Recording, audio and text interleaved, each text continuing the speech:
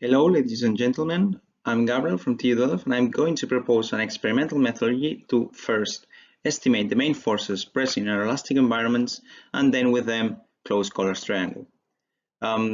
This work that I'm going to present today is within the scope of the European project HOMER that focuses on optical diagnostics for aeroelastic problems. Now, the first thing that we have to address is how relevant are these aeroelastic problems for us? Well, the truth is that aeroelastic phenomena takes place everywhere, both in nature and in a wide range of engineering applications, as could be aircraft structures, power delivery, and energy harvesting systems, and it's even relevant for architecture or civil engineering. However, describing these exotic environments is quite challenging from both computational or experimental approaches. In this presentation, I will not go into details about computational challenges, but I can say that they are much related to the choice of the models and the coupling between them. On the other hand, for experimental investigations, the scaling is a challenging aspect. We not only have the Reynolds and Mach numbers characteristic of the flow, but we must also consider the relative stiffness and the inertia ratio too, which complicates the design of the experiments. Other challenge is the actual instrumentation. So typically the equipment has been quite intrusive, as for example accelerometers and strain sensors, or complex because we need to mount and synchronize several systems together. However, some works did overcome these challenges and managed to combine different techniques to provide with a flow and deformation measurement that was most often done by PIV and DIC. It must be mentioned that the setups employed were quite complex due to the combination of several systems and were mostly focused on 2D description of the flow. That was a glance of the situation, so the limitations and the challenges to overcome that we have for aeroelastic problems. And during the following slides, I will show our measurement working principle to obtain loads from a single system and thus reducing the complexity of the setup. Later, I will show an experiment we did and the resultant loads we measured, and I will close the talk with the equilibrium of the forces and some concluding remarks. So the objective is to measure these three forces: aerodynamic, elastic, and inertial forces, and they were sketched in a triangle by Collar in the 40s, which showed the relationship in a fully elastic problem. Now I will explain with an example how we could estimate these loads with a non-intrusive and simple approach. So let us consider a moving flexible foil immersed in a flow attached to the back of a solid cylinder. The choice of this cylinder panel configuration was based on its richness yet simplicity, and which was used by previous fluid structure interaction works, including an FSI numerical benchmark. For our approach, we will divide the panel into smaller elements, which we will call tiles, and we will address the three forces and so the equilibrium for these smaller elements. So we have three main forces acting on this tile. The first force is the fluid force or aerodynamic force, which is related to the fluid delta pressure between both sides of the panel. Note that the viscous term is removed from the force due to the high Reynolds number of these applications. Regarding the structure, the inertia force relies on the acceleration of a tile. So measuring the acceleration and knowing the density of the material, we can easily estimate the inertia of a tile. Finally, for elastic forces, it is not that simple, but for this work we will rely on the Kirchhoff loft plate theory, which is shown simplified to a 1D model here. By this theory, we can relate the deformations of a flexible plate under bending with the moments of the tiles and so with the elastic load along the structure. So in this problem, we decide the following variables: tile size and material properties, and we need to measure the following unknowns: pressure, acceleration, tile orientation, and deformation. For the pressure could be measured by tracking flow tracers and following the pressure from PIV approach to get the pressure distribution along the panel. However, note that this is an oscillating foil and the wall boundary conditions are unsteady, so the process is not going to be so straightforward. acceleration for inertia calculation could be extracted from tracking a surface marker. So we will put a bright marker resembling a particle on top of each tile and track them simultaneously to the flow tracers so that we can use the same tracking algorithm. And finally, for the orientation and the deformation, we require of a set of surface markers in order to calculate them.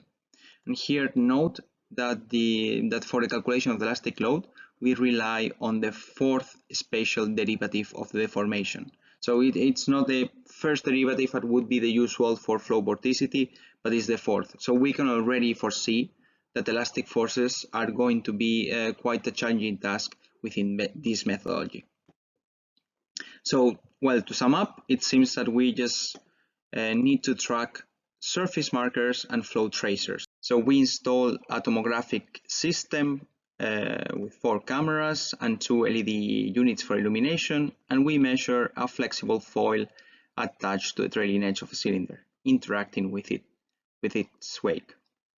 The flow was seeded with helium-filled subbubbles, and simultaneously we track some surface markers that we speckled on the surface of the foil. Here we can see some raw images taken by one of the cameras, and well, we can easily distinguish by eye between the flow tracers and the surface markers, and based on this fact we will separate helium-filled subbubbles and surface markers by using different optical transfer functions within the tracking algorithm. Once we have tracked the markers, we must regularize them in order to obtain descent loads. So what we do is fit in a high-order polynomial in space to a transfer position set. In addition, in order to enhance temporal coherence, we will take a time stencil of a tenth of a cycle within the regularization.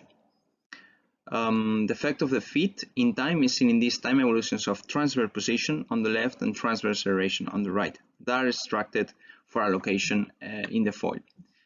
The track markers are shown in blue circles, and the fit is shown with a red line on top of them. We can see that we not only fill in the gaps of some missing time samples, but we also suppress quite efficiently the noise for the acceleration at the peaks.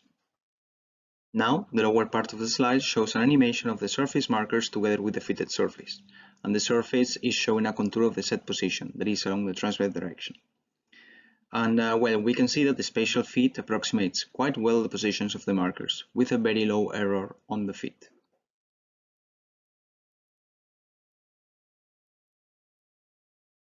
Similarly to the surface markers, the flow tracers are analyzed with shake-the-box algorithm that is available in David software, with a different optical transfer functions I mentioned before.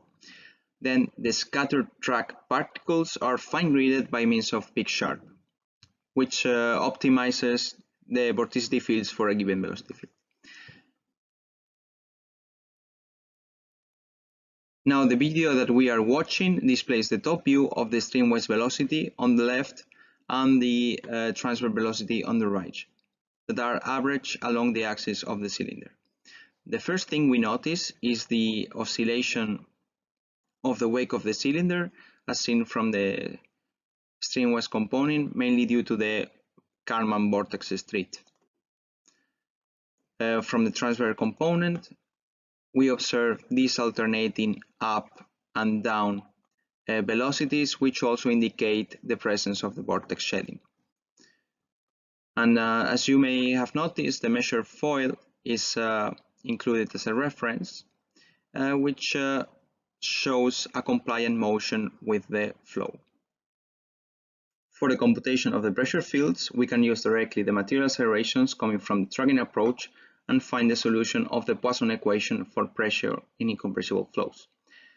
However, due to the limitations of available pressure solvers with unsteady meshes and unsteady boundary conditions, the analysis domain is reduced to just the outside regions of the flow, shown here with black boxes.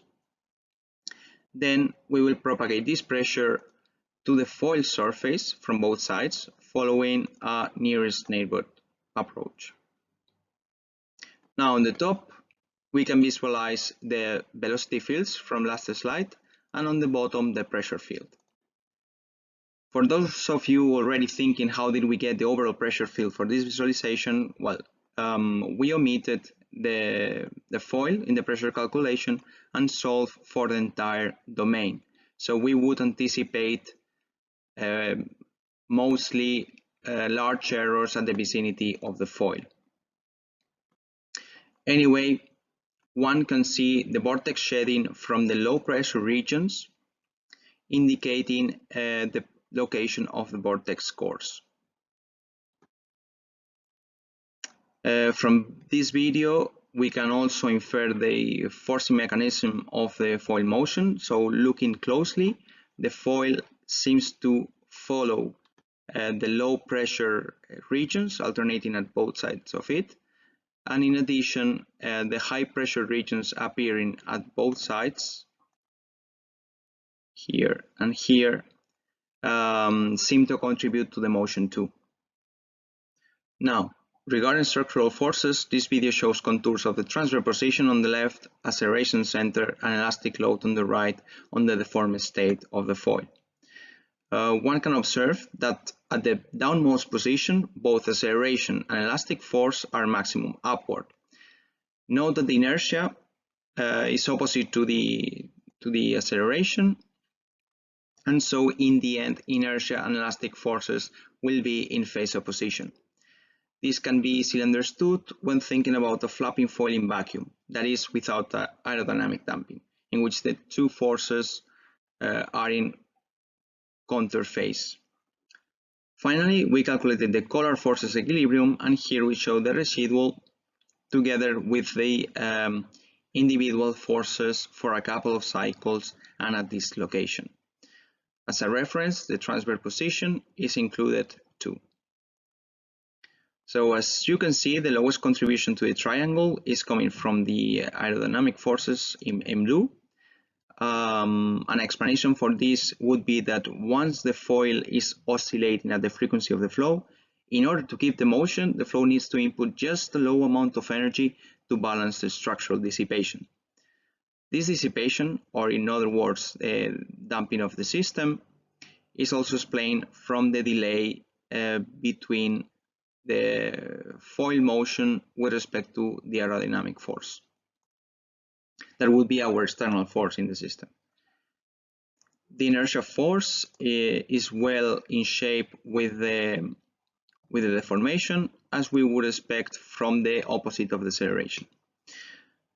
And finally, from a qualitative viewpoint, the elastic forces are in phase opposition to the deformation, which also makes sense.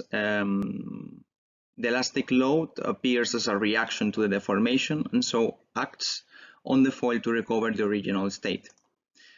On the other hand, this elastic force shows noisy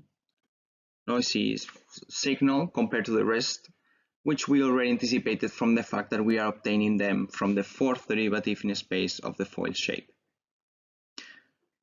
Nevertheless, the resultant residual from the equilibrium is lower than our forces, so about of 30% of the inertial force, which we consider as quite an achievement. And in future work, we believe we can bring this residual down by improving mostly calculation of the elastic forces. And now it's time to conclude. So we have gone through an experimental methodology that estimates aerodynamic, elastic, and inertial forces by means of a simple optical system. About the methodology itself, filtering is quite an important step to regularize and clean the data and to avoid noise propagation through the derivatives. About the estimated forces, they behave as expected with respect to the motion of the foil, so we are happy about that. Unfortunately, the equilibrium of our estimated forces was not 0, but we closed Collar's triangle with an error of 30% of the highest force. In our opinion, this event can bring several advantages. Two clear would be, first, measuring two forces and estimating the missing one from these two, and second, quantify uncertainty in case of the three forces are measured. And with this, I hope the audience enjoyed the presentation. Thank you very much for watching, and do not hesitate to contact me for further information.